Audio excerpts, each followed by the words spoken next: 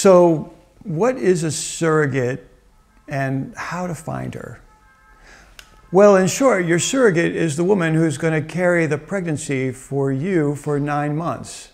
And she's going to take care of your baby, undergo a variety of invasive medical procedures, and then hand custody of the baby over to you at the end. And that's what your surrogate is.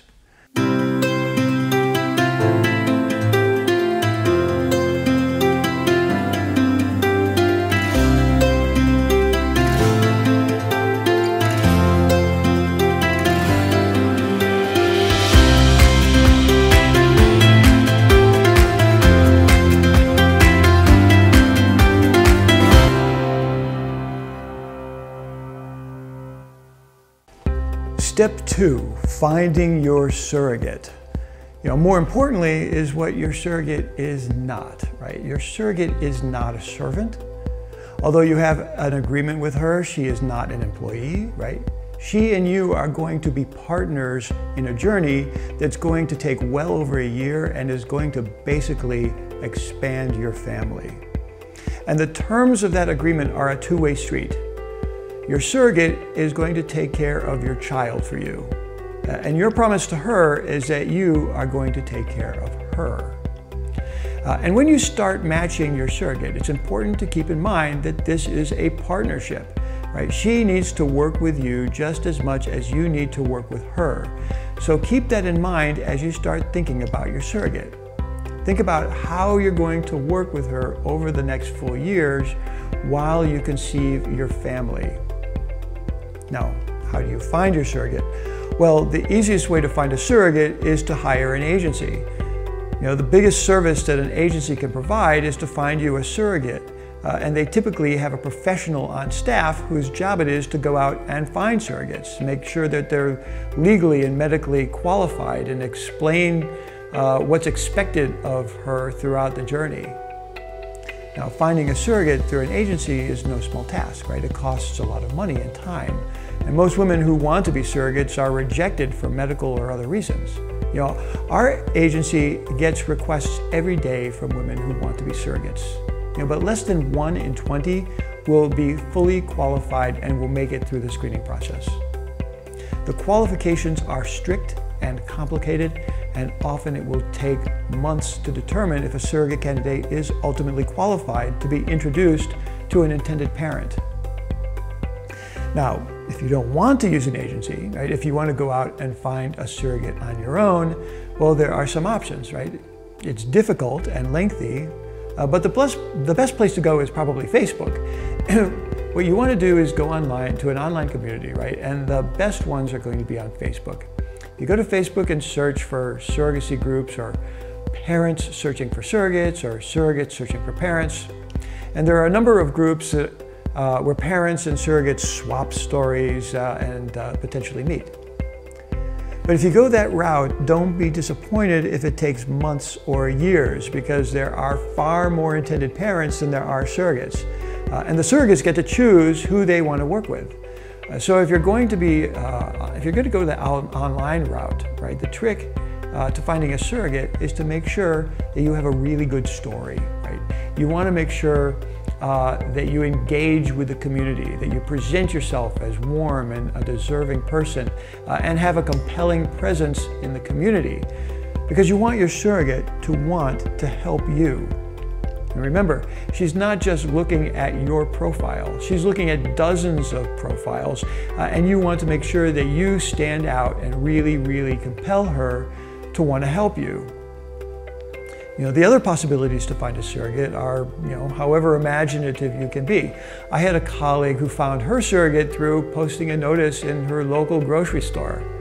Right? There are all sorts of places where you could post an ad or put some notice, and you may have some luck. But the best place to go is probably going to be an online community that has a very wide reach and a number of members who are specifically looking for surrogates or looking for intended parents.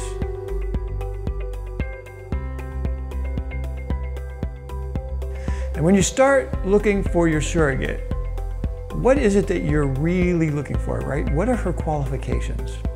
Well, there are a number of things that you want to make sure that your surrogate has, right? she needs to be fertile, right? Which means that she needs to have at least one child of her own. That's number one. The most important qualification is that she has had one or more healthy pregnancies. But just having a successful pregnancy is not enough, right? Her most recent pregnancy must be free from any hint of complications. And that means a healthy birth, full term at 37 weeks.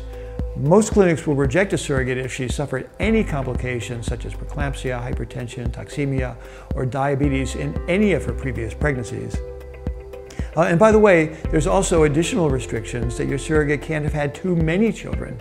Right? Surrogates are not allowed to have more than 5 pregnancies or more than 2 C-sections. Either would disqualify your surrogate for medical reasons.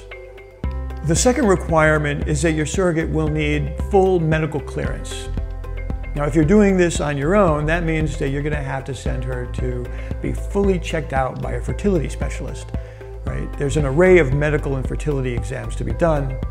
And she's also going to have to pass psychiatric evaluation.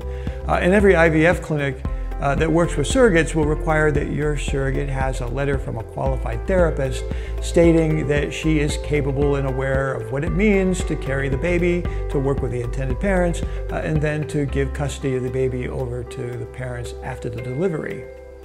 The therapist will confirm that she's emotionally prepared for the obligations of being a surrogate. And finally, there's a legal clearance requirement, right? You want to make sure that your surrogate doesn't have any sort of legal background issues, no felony convictions, no sex offender registration, no drug offenses. And the same background check will need to be completed on her husband or her partner or any adult that will spend time in the house during the pregnancy. You know, the simple background check would probably do that, but you definitely want to get that done for your surrogate unless you are doing an agency and they'll do it for you. Now, in addition to those qualifications, there are some important disqualifications. Right? These are things that would absolutely eliminate a woman from contention as a surrogate.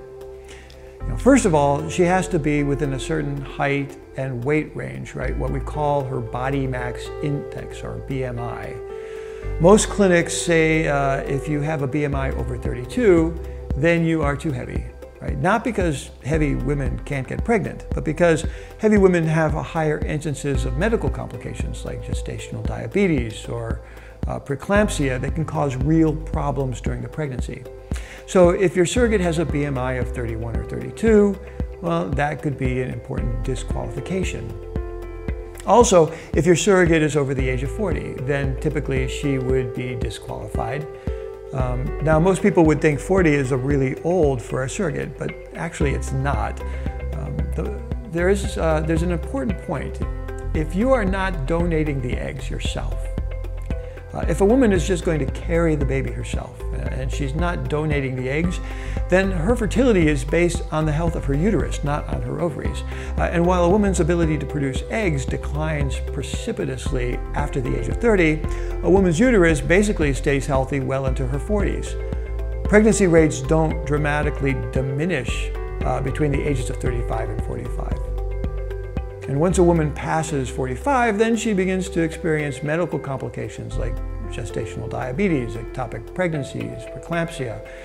Serious complications become more common with surrogates at an older age.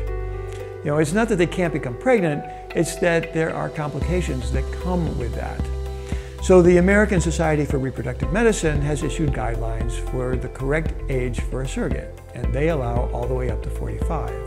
Also, most people don't understand that there's a disqualification for any woman who is on financial assistance from the government. Right? There's a general belief in the ethics of surrogacy that it exploits poor women who are forced to become surrogates for financial desperation. But in the US, it's actually very, very different. The US, the restrictions are that the poorest of women are not eligible to become surrogates. And that's specifically to protect against that type of exploitation. You don't want a woman to agree to be your surrogate solely for financial gain. Right? You want a woman who is going to be financially independent and is primarily incentivized because she cares about the baby and she cares about the intended parents. Right? That's a principal qualification for your surrogate. Now, you can watch the next video in the series on becoming pregnant and the prenatal care. But there are also other videos on a variety of topics related to your surrogacy journey, the costs, procedures, and of course you can find all of those on our website and information in the surrogacy guide at sensiblesurrogacy.com. Or you can always send us a note to ask a question of one of our consultants. Right? We're available to guide you through your surrogacy journey, and just let us know how we can help.